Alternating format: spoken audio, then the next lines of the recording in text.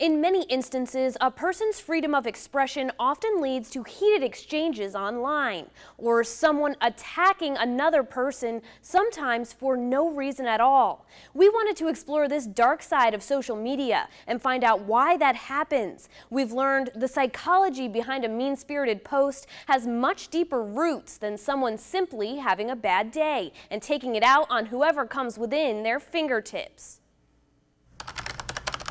Facebook, Instagram, Twitter, Tumblr, Reddit, Snapchat. It can be something where now addictive in the form of a behavioral addiction. Texting, emailing, instant messaging. You really get used to doing it and needing to do that as part of your daily routine and part of your self-esteem. The outlets to express yourself online continue to grow and provide us with new ways to connect and share with people all over the world. But with each new advancement comes both positive and negative outcomes. Any electronic method of communicating negative, harassing, threatening information is considered cyberbullying. A term first used over a decade ago has now become something taught in schools, and officials tell us cultivating an online persona is something discussed with children as young as kindergarten. We talk about the internet safety with all of our students K-12. There's actually an internet safety week in the fall. But for all the emphasis in the classroom, cyberbullying goes beyond the schoolyard, affecting everyone from kids to adults. I think the culture of adult cyberbullying is just as serious as it is for children. These bullies go by a variety of names. Dr. Kate Nooner says the most common is troll. But it does have implications in terms of people feeling like they can't share what they want to on social media, people feeling like they need to hide from social media. She says many people feel like it's acceptable to say hurtful things online, things they might not say to someone face to face. First of all, your real physical connections with your family and with the people you care about are the most important. But in many cases, our online lives are just as important to us as our physical lives. And Nooner says it is equally important to cultivate both in a positive way.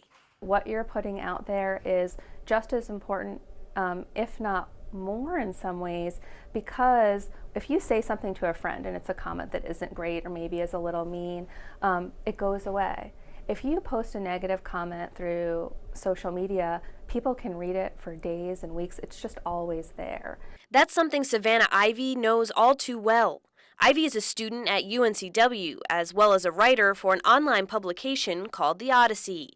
After a story she published about parking tickets at the university went viral, Ivy became the target of some online hate. It did shock me at first because I was just writing it to be funny and just to bring light to a topic that we're all fed up with. She says people even researched her on other platforms, what some call trolling, to continue those hateful comments. But she says it's something you have to expect if you decide to share anything online. I have to be prepared for that since I am putting myself out there online. Ivy says she chooses to have a public online profile, and that means she can't stop people from looking at it. I just have to kind of brush off the negative comments and just kind of do my thing, but I respect everybody's opinion. What we put online is a choice, and although experts agree there is likely no end in sight for cyberbullying, be reflective and be alone sometimes, that you don't have to answer, you don't have to respond, it's okay.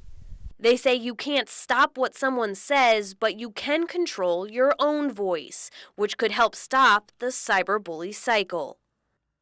According to a study by the Pew Research Center in 2014, about 75% of American adults have witnessed harassment online. Have you ever encountered this behavior? Let us know. You can find us online at wwaytv3.com, Facebook /WWAYTV3, and on Twitter at WWAY.